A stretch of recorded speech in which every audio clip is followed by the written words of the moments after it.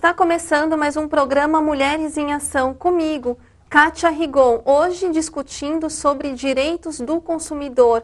Claro, para você que está aí nos assistindo, acompanhando diariamente a programação da TV Mundi. E hoje está presente aqui no nosso estúdio a doutora Maria Valéria Mielotti Carafisi, ela que é graduada pela Faculdade de Direito da Universidade Mackenzie, advogada associada da Correia de Souza Sociedade de Advogados, tem atuação voltada ao direito internacional, conta também com expressiva experiência em ações que versem sobre reparação de danos materiais e morais. Olá, doutora, agradeço pela presença ao programa. Obrigada. Doutora, quais são os direitos fundamentais do consumidor? Bom, os direitos fundamentais do consumidor são aqueles previstos no artigo 6º do Código de Defesa do Consumidor, dentre os quais os principais são direito à saúde, direito a ter informações sobre os produtos que são fornecidos, direito à segurança, direito a ter acesso aos dados e conhecimento nos contratos que eles celebram, tá? E demais estabelecidos no artigo 6º do Código de Defesa do Consumidor. Certo. E existe alguma relação entre o Código Civil e o Código do Consumidor? Existe sim uma profunda relação entre o Código Civil e o Código de Defesa do Consumidor. Até porque o Código de Defesa do Consumidor ele é relativamente recente. Então, antigamente, as relações de consumo elas eram regradas pelo Código Civil, como acontece até hoje, porque, na verdade, subsidiariamente, aplica-se a lei civil nos casos em que não há previsão específica no Código de Defesa do Consumidor. Certo. Uma situação, doutora, que é bastante comum.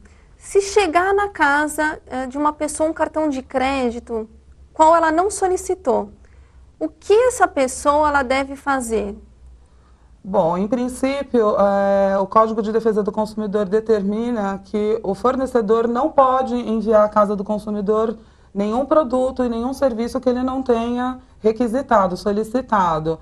É desnecessário tomar qualquer atitude nesse sentido, basta que a pessoa simplesmente inutilize a documentação que lhe foi enviada, ou por precaução, tratando-se, por exemplo, de um cartão de crédito, seria interessante ligar na central de atendimento da empresa, certo? E informar que aquele produto não foi solicitado, até porque assim você evita uma possível cobrança indevida, alguma coisa nesse sentido. Porque normalmente cartão de crédito tem aquelas taxas anuais, né, que eles cobram e tudo mais. Então registrar que o produto não foi pedido junto à central e guarda o protocolo. Para algum problema futuro você ter ali registrado que aquilo não foi solicitado por você. Certo. Agora, doutora, no caso do nome ser incluído no SPC Serasa, é necessário que a empresa primeiro notifique o consumidor antes de enviar o nome para esses órgãos? É necessário, isso está estabelecido no Código de Defesa do Consumidor.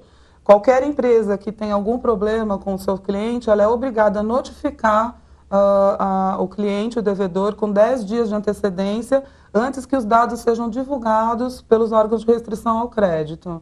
E nesse caso, é dado um prazo para que o consumidor regularize a pendência dele? Esse prazo de 10 dias. Exatamente, esse prazo de 10 dias, né, entre a notificação e o início do prazo para a divulgação do restritivo. Então, dentro desse prazo, quando o consumidor recebe eventualmente alguma notificação, ele deve procurar saber a origem, verificar se de fato ele constituiu aquela dívida ou não, porque um problema bastante comum que nós temos tido é a questão da cessão de crédito. Então, por exemplo, o consumidor ele constitui uma dívida, faz um empréstimo com o banco e, por alguma razão, não consegue sanar aquilo, não consegue pagar. O banco, verificando a impossibilidade de receber, acaba cedendo o crédito para uma terceira empresa. E aí é que gera toda essa confusão. Então, obrigatoriamente, existe um prazo de 10 dias em que o consumidor deve ser notificado para que somente depois disso os órgãos de restrição ao crédito tenham liberada a possibilidade de divulgar o restritivo. Certo.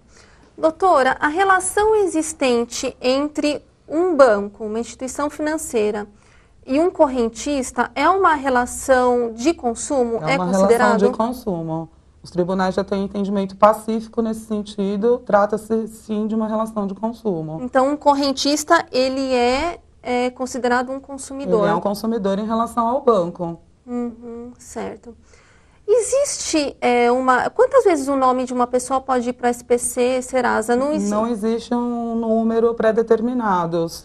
O número de vezes em que ela não honrar os compromissos financeiros, ela está arriscada a ter o nome lançado no rol dos mal pagadores. E nesse caso, uma vez o nome lançado nesse órgão público, né? Existe um prazo para que o nome dessa pessoa fique lá registrado? Existe um prazo. E existe uma discussão em torno dessa questão desse prazo, porque antigamente esse prazo era de 5 anos, tá? Então, durante os próximos 5 anos, o nome da pessoa ficaria ali. Hoje, não se pratica mais isso em relação à publicidade. As pessoas têm que atentar para a diferença entre a possibilidade de ser cobrado daquela dívida e o fato dele ter o nome lançado com o restritivo, tá? Então, hoje, o que acontece? O restritivo ele pode ser lançado no nome da pessoa por um período de 3 anos e meio, em razão daquela dívida que originalmente ele constituiu, tá certo? Mas, dependendo da dívida, ele pode eventualmente ser cobrado por um período maior, que é o período de prescrição da dívida. E isso não vem regulado no Código de Defesa do Consumidor, e sim no Código Civil. Por isso que existe essa relação entre a aplicação das duas leis, da legislação civil e da legislação do consumidor. Porque é comum nós ouvirmos falarem, o meu nome vai ficar lá 5 anos, se eu não pagar a minha dívida ela vai sumir. Depende da dívida. Porque, como eu acabei de te falar, o consumidor tem que estar atento, por quê? Porque dependendo da dívida, ele pode ser cobrado por um período maior. Esse período, ele varia normalmente de 3 a 5 anos, quando trata-se de empréstimos bancários e tudo mais, que é o que nós chamamos de prescrição da dívida, e é isso que vem regulado pelo Código Civil. Então, depende... Então, nós temos, na verdade, 2 prescrições. Uma seria em relação à divulgação de que o consumidor tem aquele restritivo no nome dele. E outra é a cobrança, são 2 coisas separadas. Então, ele pode, por exemplo, não ter mais um restritivo no nome dele, porque já se passou aquele período dos 5 anos que você mencionou, mas ele pode sim ser cobrado ainda pela dívida. Certo. Então, vamos supor que o prazo daquela dívida de prescrição que é o direito que... É o direito de cobrar. De cobrar. É o direito do credor de cobrar. De cobrar aquela dívida.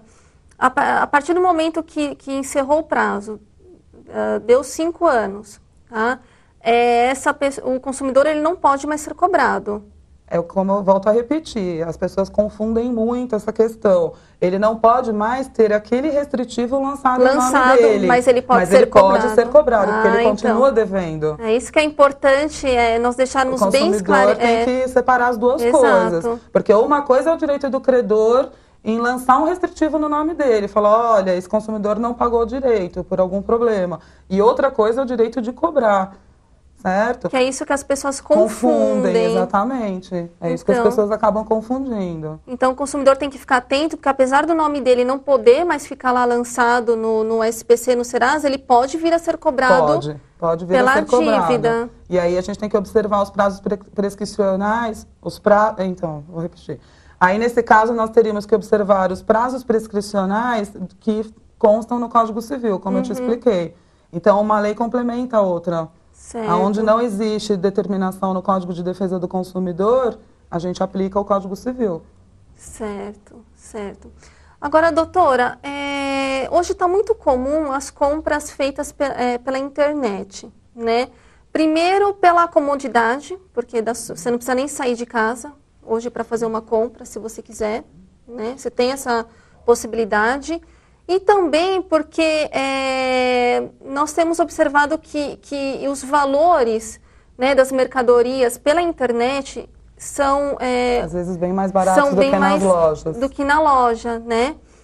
Mas tem gerado uma série de transtornos, né, esse tipo de compra. Quais os cuidados que o consumidor deve ter para fazer uma compra pela internet, principalmente por conta de questão de cartão de crédito? né? O que o consumidor deve ter em mente é a idoneidade da empresa onde ele está fazendo a compra, certo?